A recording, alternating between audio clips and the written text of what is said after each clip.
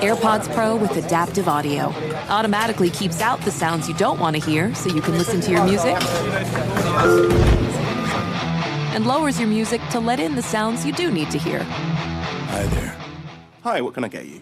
I'll have a strawberry mango coconut probiotic smoothie with wheatgrass. Anything else? Extra wheatgrass. Here you go. AirPods Pro with adaptive audio. Available on AirPods Pro 2nd generation when enabled. All-inclusive vacations make life easy with endless eats, bottomless drinks, and never-ending fun. So booking an all-inclusive vacation should be easy too, right? That's where Apple Vacations comes in. Book your all-inclusive getaway with Apple Vacations and receive exclusive perks at select resorts. You'll find the best deals to Hyatt, Zilara, Riviera Maya in Mexico and enjoy a selection of exclusive nonstop vacation flights. Turn on easy mode at applevacations.com or call your local travel advisor to get started. Visit applevacations.com or call your local travel advisor to get started. So just a couple of things here, and then we'll open up to questions. Made 2 staff changes this morning. Moved on from Bobby Johnson and from Thomas McGahee. I want to thank those guys for what they've done the last 2 years. This is the hard part of the job. Have a lot of respect for them. Just felt that we're going to move in a different direction. Not going to add anything to it. This is a private conversations. But I do respect both of those guys and what they've done the last 2 years, their commitment to the team, their work ethic, but wanted to make a change. So, again, those are private conversations. I'm not going to elaborate on any of it. Yeah, we've been well. My expectation is Wink and Kafka will both be back. So those are 2 of the changes we made this morning. But there's still conversations that are going to be had. We've only been here for a short time, but those were 2 of the guys in the morning that I spoke with. So other than that, again, appreciate the way the guys finished and competed yesterday. And we had an off-season meeting leading into the off-season just a little while ago with the staff and the players and the coaches and all the administrators. So it was a good year-end meeting. They're meeting now with their offense and defense respectively, position coaches. Joe and I will have some meetings here with the rookie class, with the second-year class, with the UFA class after this conference here. So other than that, open it up to any questions. What are you looking for in an offensive line coach? Well, again, that's a good question. It's something that we'll sit down and talk about as a staff, and we'll work through that. Brian, what went into your thinking with deciding that Mike and Wink will both return? Yeah, it's my expectation that they're going to come back. I think they're good coaches, so it'd be good to have some continuity and bring them back. I know it's like Wink talks about this as a destination place and things like that. It's good. I appreciate how hard they work, their commitment to the team. So that's my plan. Have you had conversations with them about that? Because I know you said last week you hadn't had conversations with people. Yeah, no, not yet. I haven't talked to those guys. I've talked to the guys that I've let go, but that's my expectation, and that's my plan. would it be your expectation that Mike returns in the same role as play caller and things like that? Yeah, we'll talk. Those are conversations we'll have here over the next few months of what direction we'll go, and we'll make those decisions as we do a full evaluation. Joe, I'm sure you saw last week that Saquon said he hopes in his exit meeting you guys shoot him straight. Is a second franchise tag a viable option for him, or is it get a long-term deal done or free agency? Yeah, again, Saquon and I will talk about that. That's a tool we have at our disposal. It wasn't when we redid his deal before he came to camp. That wasn't taken out of that deal. It wasn't a hey, we'll do this, but no franchise tag. So that's an option we have on the table. We'll have those conversations. I'm not saying we will or we won't. A lot of those conversations will be had, over the next month or so.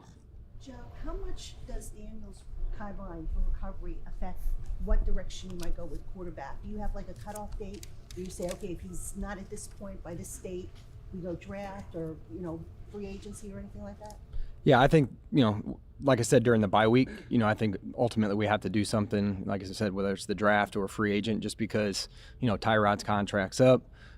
We have Tommy who's under contract, and then Daniel's injury, and the return to play and the uncertainty there. So, when free agency starts, the draft, whichever avenue we decide to take, we will address the position. Will his injury history overall just factor into the future of that position? Do you have to take that in consideration? Absolutely. Do you feel like you can build a team around a quarterback who has that injury history now, with 2 neck injuries and now a torn ACL? Yes. Yeah, it's football and guys get hurt. You can't always predict it. I think guys that have previous injuries, there's some. You got to look at the injuries individually and what they were, how they were caused. But I got a lot of faith in our training staff as well. So again, hopefully he'll be back for week 1. Again, we don't have a crystal ball here, but we'll continue to build the team the way we see best. So is it out of the question that Tyrod comes back? No, it's not out of the question. Yeah, we'll talk to all the UFAs, like Dave said, and we'll have conversations with them. And again, the representatives, by the time we get to the combine, we'll usually circle up with those guys. So yeah, it's not out of the question. I thought he played well for us. Joe, what is your overall message to the fans here at the end of the season, and what do you believe the identity of the Giants is? The message is, believe in the process. Again, we came in here year 1, and we were able to go to the playoffs and win a playoff game, and this year didn't go as well as we wanted it to, for various reasons, and we've all got a hand in it, and we've all got to do better going into next year, and we will. That's what this offseason's about, and I got a lot of faith in the staff and Dave's, and our process, whether it's down in the weight room, the training staff, our draft process, free agency. I've got a lot of faith in the process, and we'll get this thing turned around. I know it's more than one thing, of course, but can you put your finger, as you've kind of assessed it, what has gone wrong between last year and this year? No, there's not. I don't think there's one thing. There's a multitude of things. Handful of things. Obviously the quarterback situation is. Yeah, I don't want to go through all 17 games, but again, we were in. There's several games that we could have won for various reasons. Again, I'm not going to get into the details of every single game. You guys were there on, hey, if it would have went this way or the ball fell our way or, whatever it was, we could be in a different situation right now. So, again, we've got to have good off season. We got to be ready to go. We got to start faster. And, again, we got to be consistent week in and week out. Joe, when it comes to the offensive line, you've spoken the past 2 years, the idea of walking that line between development and having guys who are experienced and ready to go.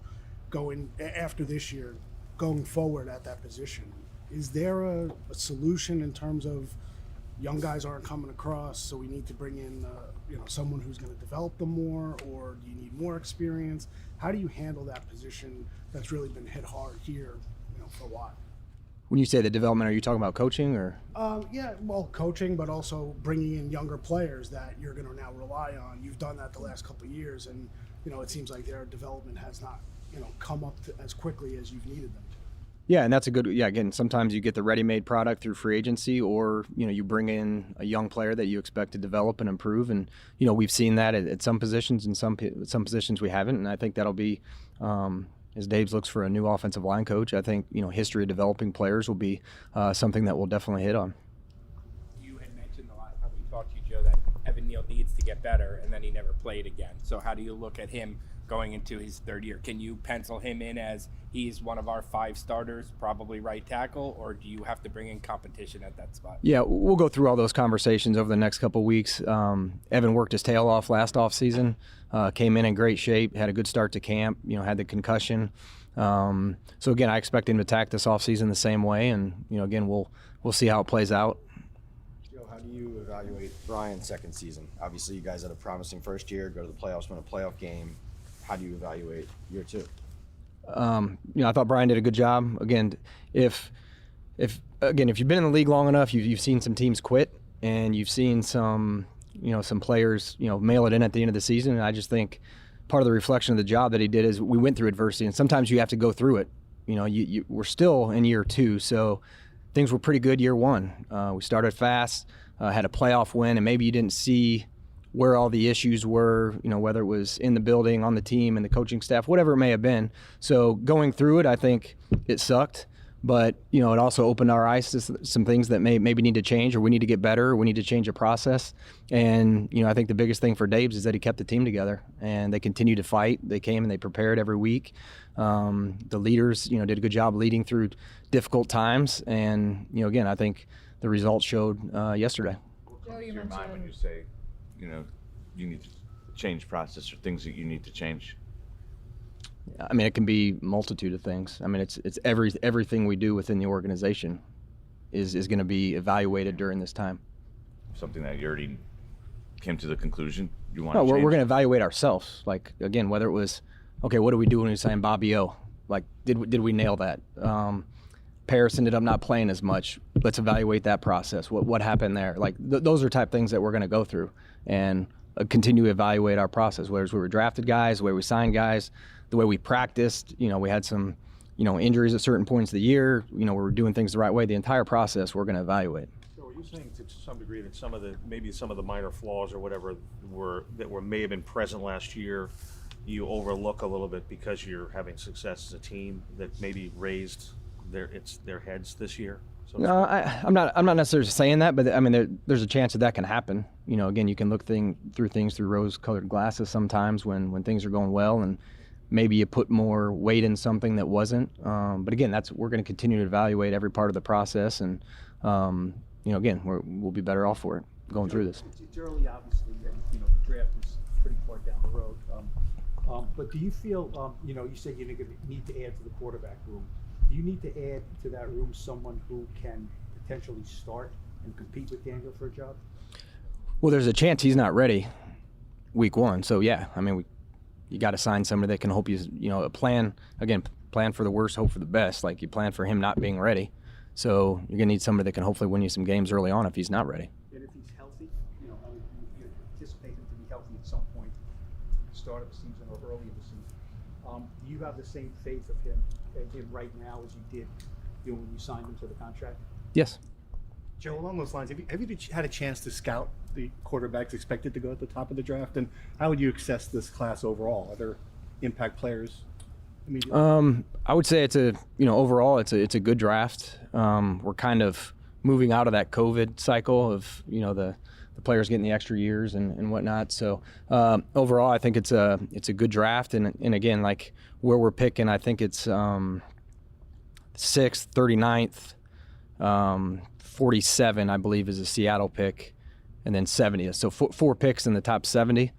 You have to fact check me on that. My guy sent me that last night, so I didn't get a chance this morning to double check. But I think that's what it is. So, a chance to have 4 players in the top 70. I'm excited about that. Again, it's a way to impact the roster, and it also gives you currency if you want to move around or move up, move back, whatever it may be. It's just those are tools that you can use to continue to execute whatever the plan may be. Joe, how do you evaluate your second season? Yeah, I mean, it was a tough season. Again, that's part of the things that we'll do over the next few weeks is assess ourselves. I'm always evaluating myself on a daily basis because there's so many decisions that we make and so many things that go across my desk on a daily basis. And there's always room for improvement. At the end of the day, it starts with me. And, I've got to do a better job, throughout the entire organization. We're a 6-win team. You are what your record says you are. And I've got to do a better job. Joe, you mentioned Paris. Thinking year 1 to year 2 at receiver.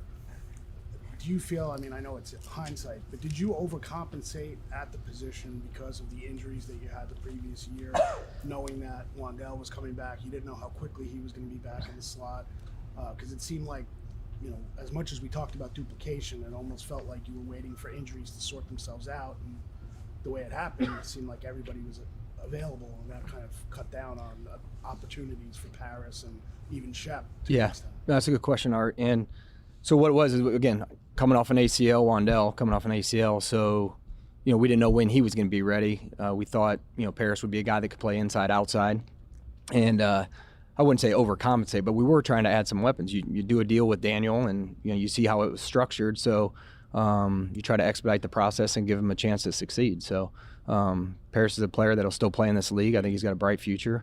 Things maybe didn't go as well as he wanted this year, but the guy's a true pro and never once complained or fussed about it, and again, he's got a bright future. I think the kid has talent. Joe, how do you evaluate? Go ahead. How do you evaluate the rookie class? Again, like any rookie class, you're going to have highs and lows. I think, the first three guys, I think everybody saw, their ability. I think Tay Banks is going to be a really good corner in this league. John Michael's going to be a good center, and Hyatt's going to be a good receiver. I think you saw with Jalen the explosive playability. The intangibles for John Michael are off the charts. He's got leadership potential. I'd be surprised if he's not a captain down the road. Again, Tay Banks with rare physical ability, and as he continues to grow and mature, what he did against some of the very good receivers in this league as a rookie, I thought was pretty impressive. So those guys are good. I thought Eric Gray had a good game last night when he was given opportunities. He probably didn't get as many opportunities this year as he would have liked, but that's a testament to Saquon and his availability. And then I thought some of the later round guys did a good job too. When you're excited about Jordan Riley. Again, those guys have a big offseason coming into next year.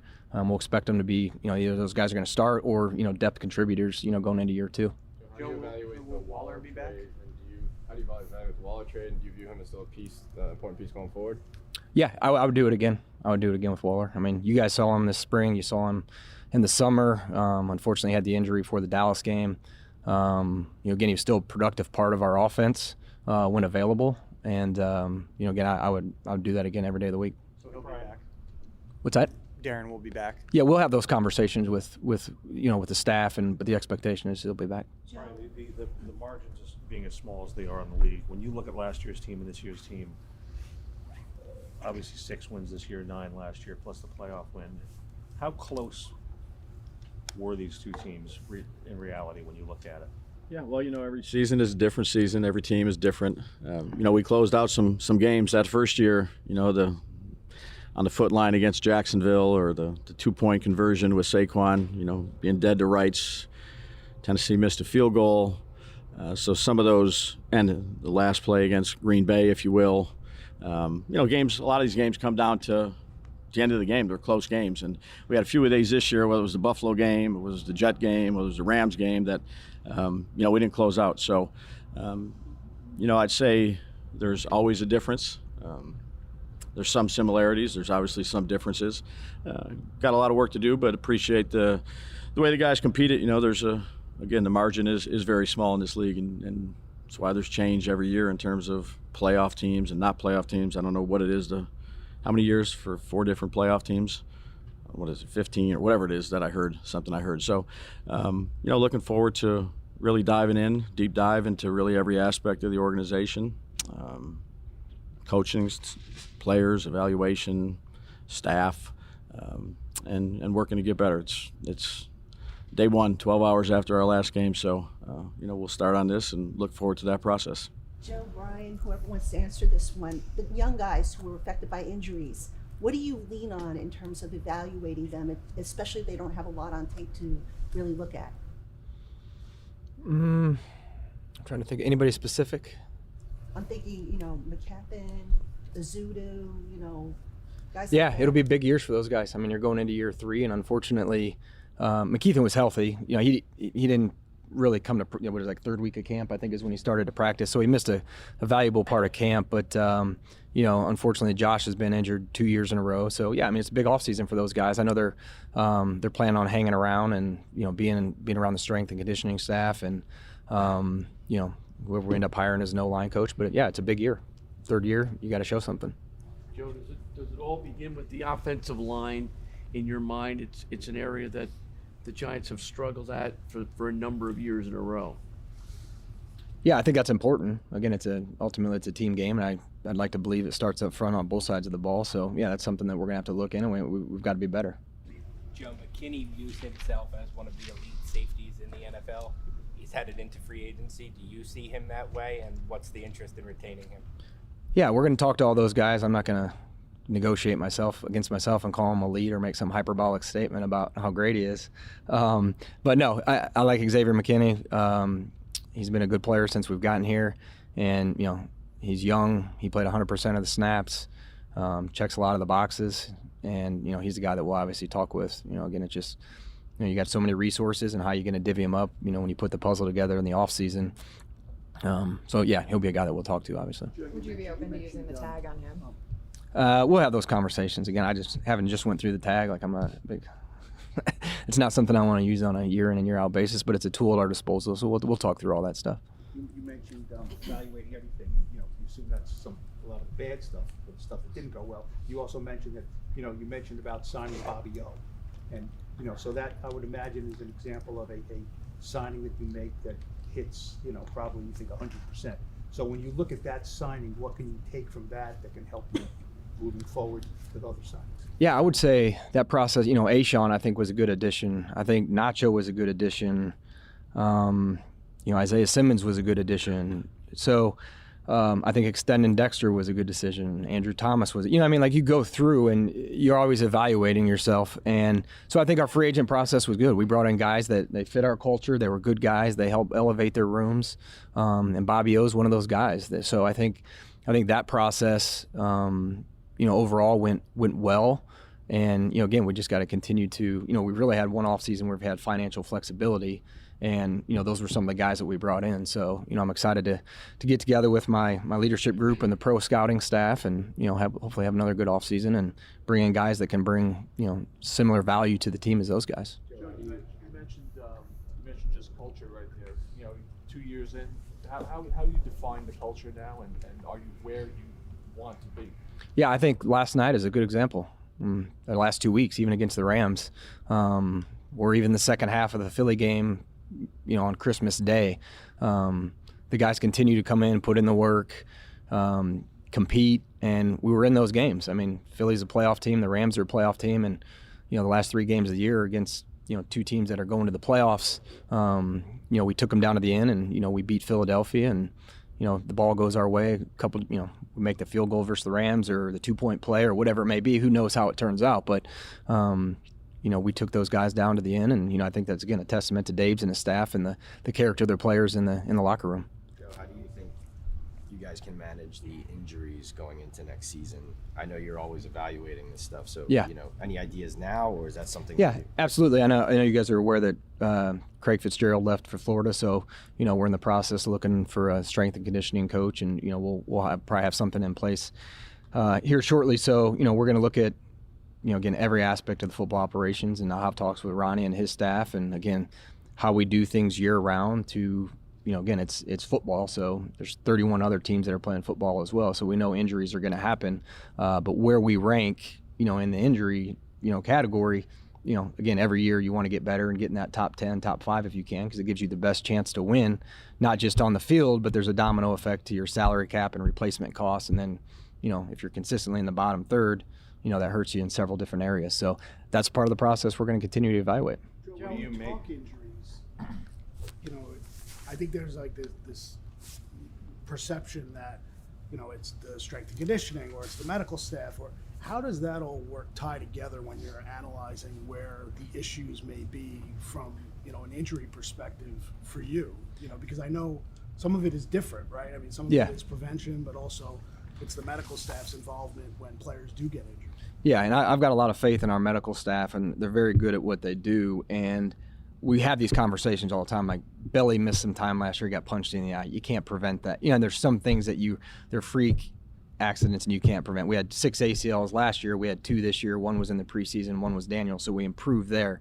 Our soft tissue stuff is improved a year ago. So again, it's if there's a consistent injury that keeps popping up, you're going to dive into that. Some of it is just football, but we have the video of all the injuries. We go back, we analyze it, and we look at our strength and conditioning. Is there something we can do better to help improve whatever that injury is, or is it our return to play?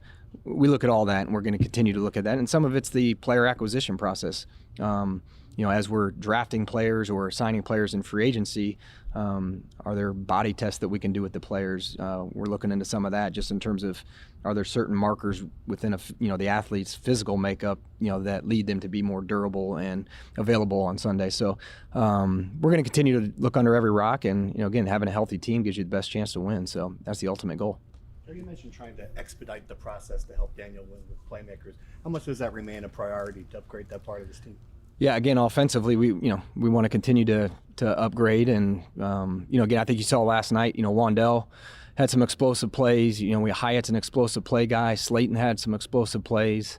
Waller was good for us down the stretch there when he came back. So, again, I think there's, offensive weapons. Saquon made some plays last night too. So it's just a matter of being consistent. To see that on a week in, week out basis is the goal. And, again, we'll continue to evaluate, all that stuff. And, again, I think we do have some playmakers on the offensive side of the ball. And, again, if there's at the right price or the right spot in the draft, there's a chance to upgrade, we'll definitely look at it. As far as your staff, last year you let DeAndre Smith leave for a lateral job. Is that like a policy you have, or is that case by case? Like, would you let any of your assistants now who say they want to leave? Yeah, it's something I talk with those guys about. Joe and I talk about it. Every situation is different. Dave, speaking of staff, there was talk about Jeff Nixon, the running backs coach. Is he staying or is he leaving? No, he's going to be the coordinator for Syracuse. Jeff's done a great job. Jeff and I go way back. It's something, he's eventually wants to become a college head football coach. Got a chance to say goodbye to him yesterday. His family, great people. His son is actually in the national championship tonight. So he's headed out there to watch him play. A couple of quick questions. Has anybody asked to talk to any of your coordinators or assistants? Have they asked to talk to me? No, About have they another asked you to job? talk to the coach? No. No. Oh, sorry, I didn't understand. And the other one is, how much cap space are you going to have? Well, we don't know the salary cap number yet. So once we get that, we'll have a better idea. What has ownership's message been to you guys? I don't know if you had like a postseason meeting with John and Steve yet, but just curious what their overall tenor is about the season. Yeah, we talk to them on a talk to daily them basis. Yeah. every day, pretty much. Yeah. Good conversations, private conversations, great ownership. I appreciate them. It's a good dynamic. Brian, are you bullish? Are you bullish on your team? What was that? No, I was just Okay. Brian, are you bullish on your team and this franchise going forward? And if so, why? Yeah, look, I'm confident in what we do, how we do things. Certainly there's a lot of things that we can improve. That's what the offseason is for, really in every aspect, like Joe talked about. Look forward to getting started. It's as you all know, it's once things ends, it starts up, So then there's Senior Bowl and the East-West game and evaluations, player evaluations, and the combine. So that's all, you enjoy that part of it, trying to improve your football team, improve the things that, you think you can do better, and we can do better collectively to get going for the next part of the season. So, you want to be playing this weekend. That's the ultimate goal, to get yourself into that tournament. And we missed out on it. So look forward to getting back into it and trying to improve in every way possible. You deserve to treat yourself. So turn your tax refund into a U fund and give yourself a Straight Talk Wireless Extended Silver Unlimited plan and get a new Samsung Galaxy A14 on them. You can get a great everyday value on wireless with Straight Talk's Unlimited plan starting at $25 a line per month for 4 lines. You'll save so much you'll be enjoying that refund all year long. It's the refund that keeps on refunding. Find Straight Talk at straighttalk.com or at your local Walmart store. Taxes and fees not included. Offer valid through 4/14/24 while supplies last. Online only. Must purchase a Straight Talk Extended Silver Unlimited plan to qualify. Limit of 5 phones per customer. Family plan discount with 4 lines, all on the Silver Unlimited plan. Not combinable with auto-pay discount. All-inclusive vacations make life easy with endless eats, bottomless drinks, and never-ending fun. So booking an all-inclusive vacation should be easy too, right? That's where Apple Vacations comes in. Book your all-inclusive getaway with Apple Vacations and receive exclusive perks at select resorts.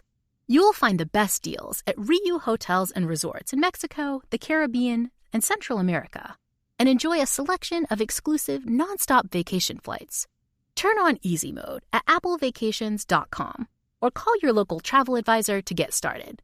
Visit applevacations.com or call your local travel advisor to get started.